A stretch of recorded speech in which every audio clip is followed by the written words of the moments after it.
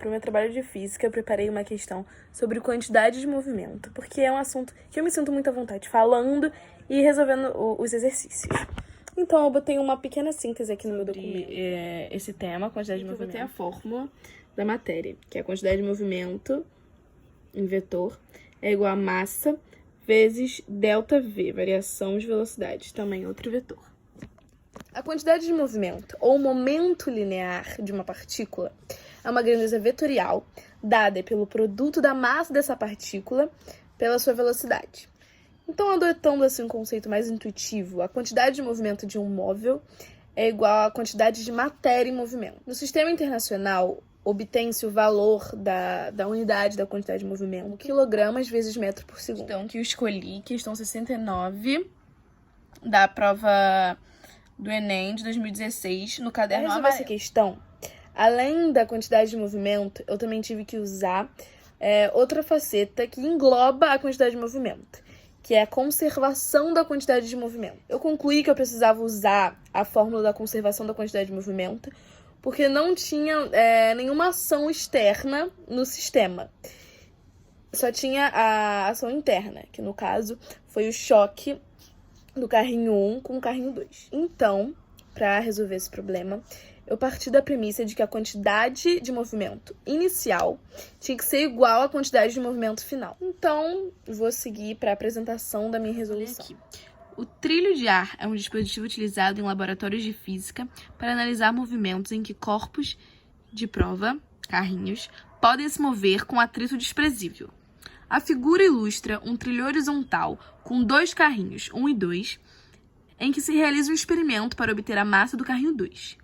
Então, eu já sei que o que a questão está pedindo é a massa do carrinho 2.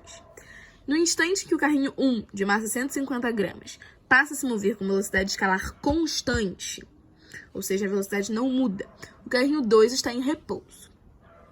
No momento em que o carrinho 1 se choca com o carrinho 2, a ação de agente interno, no caso, esse choque, ambos passam a se movimentar juntos com velocidade escalar constante. Os sensores eletrônicos são distribuídos ao longo do trilho, determinam as posições e registram os instantes associados à passagem de cada carrinho, gerando os dados do quadro. Então, esse quadro é imprescindível para a resolução da questão. Aqui tem o carrinho 1, carrinho 2. Enfim. Através desse quadro, eu descobri a velocidade constante do carrinho 1 e a velocidade constante depois que os dois se chocam. Aqui eu botei aqui a minha resolução. Enfim. Botei massa do carrinho 2, é o que a gente quer descobrir. Carrinho 1, massa 150 gramas, velocidade 1 constante.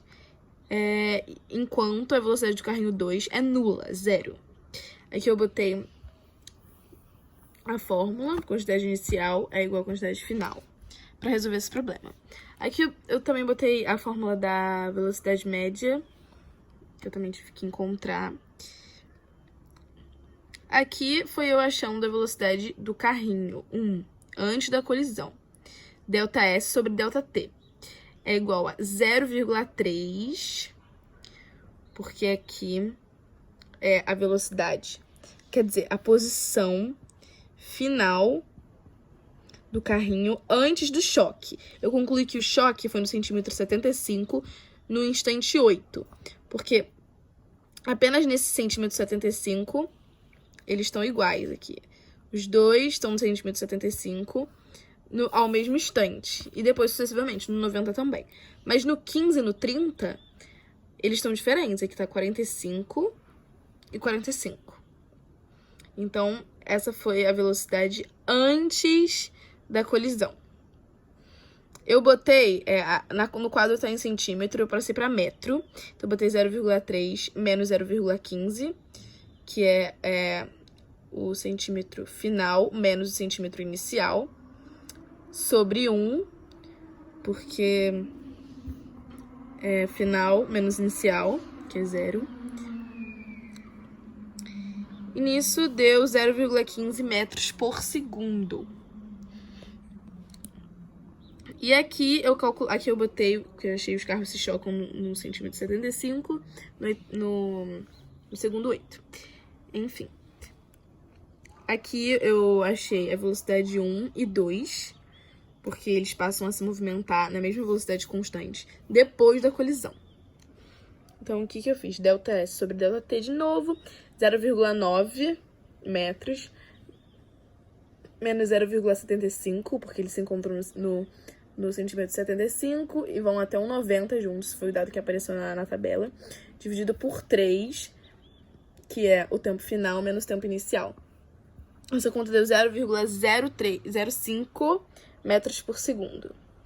Aqui, 0,05 metros por segundo, ou 5 centímetros por segundo.